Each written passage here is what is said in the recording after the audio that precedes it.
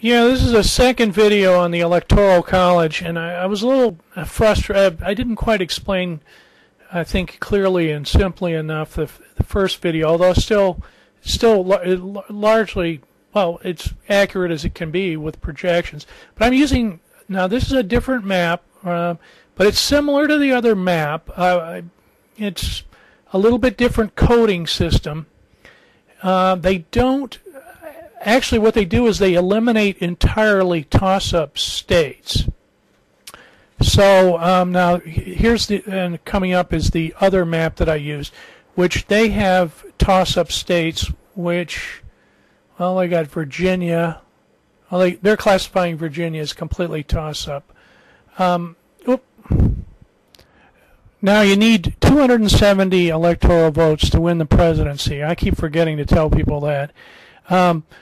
Now, this other map, you can see down there at the lower left, they've got it divided between, okay, the blue, 290, is it 298 going for Obama, either strong leaning or toss-up leaning Obama. Then that's 298.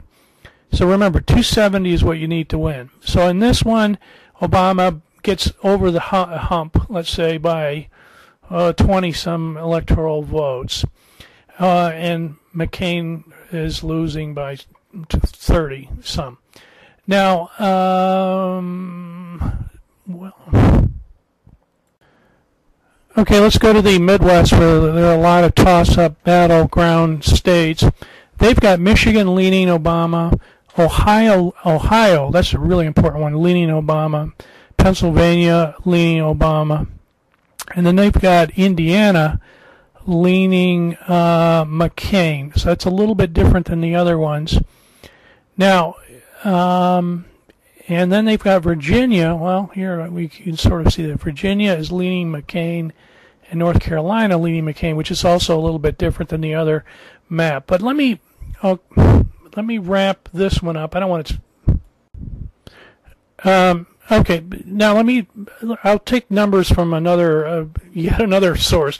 They give 238 as a baseline for electoral votes for Obama. 238. So, and you need 270 to win. So he needs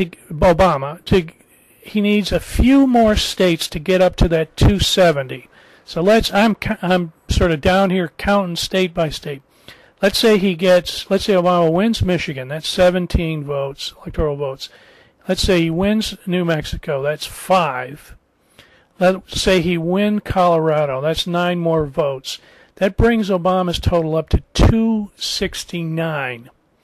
So he got to get one more electoral vote to get over the hump, to win over the top. So he could get 269. Then he could win any other state. He could win New Hampshire, which is leaning. God, Montana had been put in the. Montana has 3 electoral votes, by the way.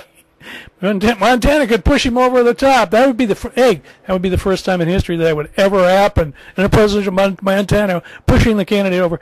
But I'm getting silly here. But this is rather serious. It's very serious.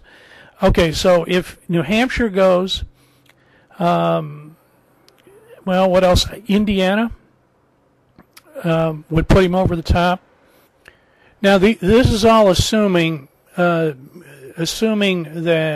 Florida is not in the Obama column, and this is assuming that Ohio is not in the Obama column. Those 2 states, wow, those would really shift the whole thing. If they went to Obama, that would be a really big pickup. If they don't, then you're having to pick off smaller states here and there. So that would be picking off Colorado, picking off Indiana, picking off Nevada, picking off Virginia. That would put him quite over the top.